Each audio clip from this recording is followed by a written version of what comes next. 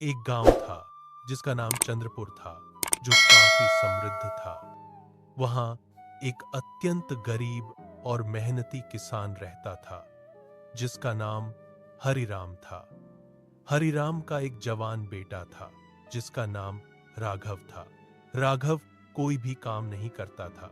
वह पूरा दिन सिर्फ गांव की गलियों में आवारागर्दी करता रहता था और इधर उधर मटर गश्ती करता फिरता था। एक दिन हरिराम ने बड़े प्यार से उसे बुलाया और कहा, बेटा, अब तो तुम्हारी बड़ी बड़ी मूंछें भी उग गई हैं। अब तो कुछ काम करो ना। सच में मैं बहुत बूढ़ा हो गया हूं और मेरा शरीर भी जवाब देने लगा है। राघव ने बड़े ढाई से जवाब दिया, बापू, आप दोनों मेरे माता पिता हो और आपने ही मुझे इस संसार में जन्म दिया है। इसलिए मुझे जीवन भर बिठाकर खिलाने का फर्ज भी आपका ही है। आप बस अपने इस फर्ज को निभाते रहिए। मैं तो कोई काम नहीं करूंगा। यह कड़वी और बेरुखी बात कहकर वह झोपड़ी से बाहर निकल गया। तब हरिराम ने अपनी पत्नी कामिनी से बड़े दुखी मन से कहा, कामिनी, मैं तो राघव को समझा समझा कर पूरी तरह हार गया हूं। मुझे सुधारने का अब कोई उपाय नजर नहीं आता। अब तुम ही बताओ, क्या करूं? क्या मैं इसी तरह अपने बुढ़ापे में भी खेत में दिन रात मर मर कर काम करता रहूं? कामिनी ने उसे धैर्य बंधते हुए कहा, आप इतने दुखी मत होइए। आप ऐसा कीजिए कि राज दरबार में जाकर राघव के खिलाफ महाराज से शिकायत कर दीजिए।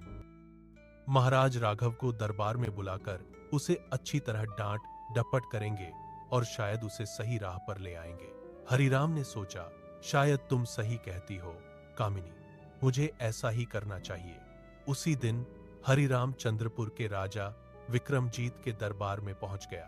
दरबार में पहुंचते ही उसने चिल्लाया, दुहाई है महाराज, दुहाई है, मेरा न्याय कीजिए महाराज। राजा ने पूछा, किसान, तुम्हें क्या कष्ट है? तुम इतने परेशान क्यों हो? हरिराम बोला, मेरा एक ही इकलौता पुत्र है, जिसका नाम राघव है। इस बड़ी आस के साथ कि बड़ा होकर मेरे बुढ़ापे में मेरा सहारा बनेगा, मैंने उसे बड़े ही लाड चाव और प्यार से पाला था। लेकिन अब जब मैं बूढ़ा हो गया हूं, मेरा बेटा राघव मेरा कोई काम नहीं करता। वह दिन भर अपने आवारा दोस्तों के साथ इधर उधर मटर गश्ती करता रहता है। मेरे बार बार समझाने पर वह कहता है कि वह जीवन भर कोई काम धंधा नहीं करेगा और मुझे ही जीवन भर उसे कमाकर खिलाना पड़ेगा।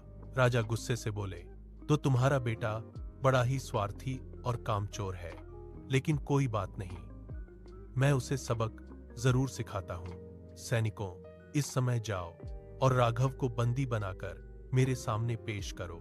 सैनिकों ने महाराज की आज्ञा का पालन किया और राघव को लेने के लिए निकल गए।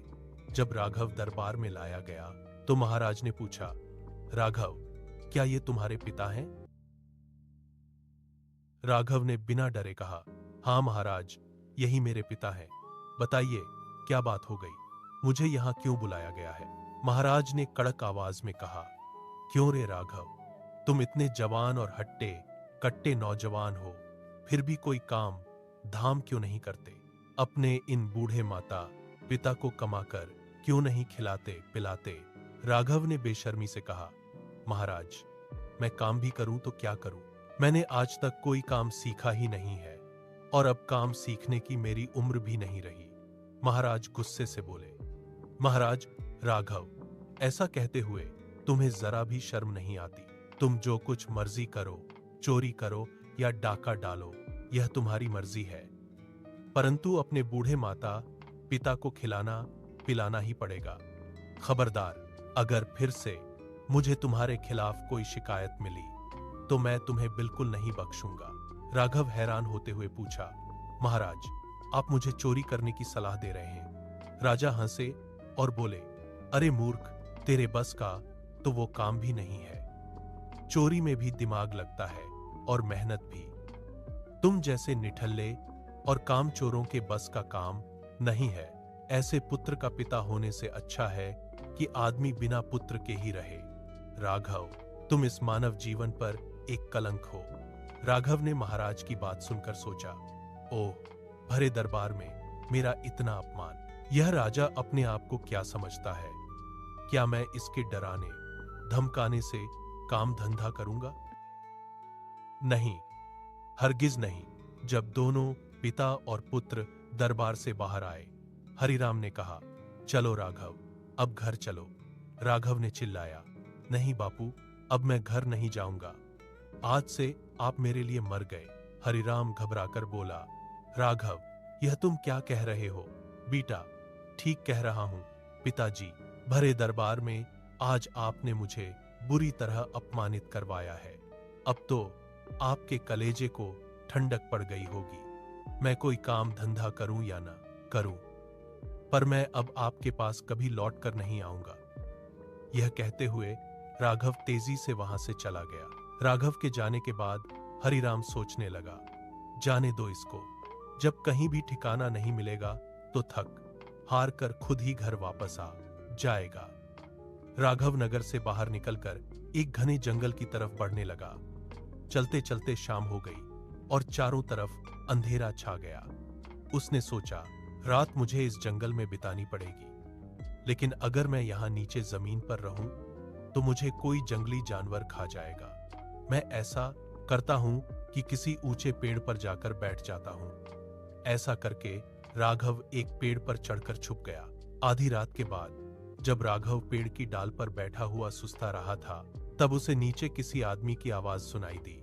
राघव ने पेड़ से नीचे झांका तो एक आदमी दिखाई दिया और उसके सामने हीरे, सोने की अशर्फियां और मोतियों से भरी एक बड़ी थैली खुली पड़ी थी। आदमी अपनी दौलत देखकर खुशी से कह रहा था, अरे वाह भगवान, आज तो आपने मुझ पर बड़ा कृपा किया।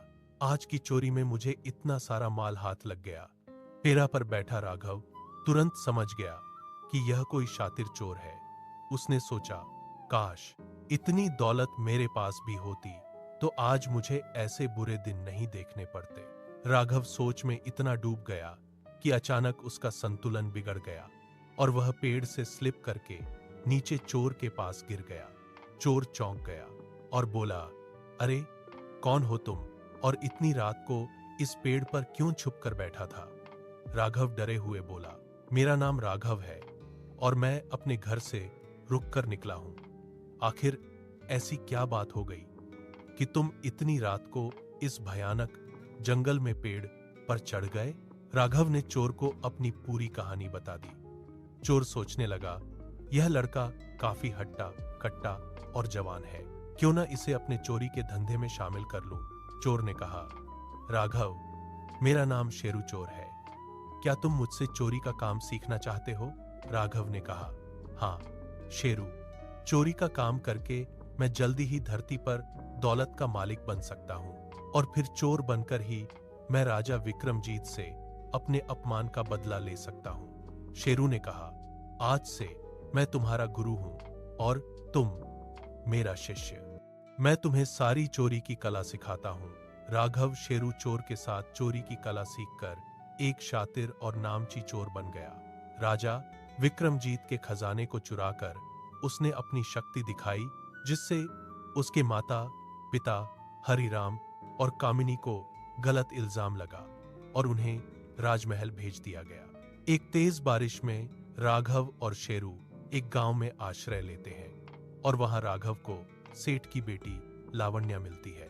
राघव उससे मोहित हो जाता है और विवाह की इच्छा रखता है, लेकिन सेठ कहता है कि लड़की का विवाह सिर्फ ईमानदारी और कौशल से होगा।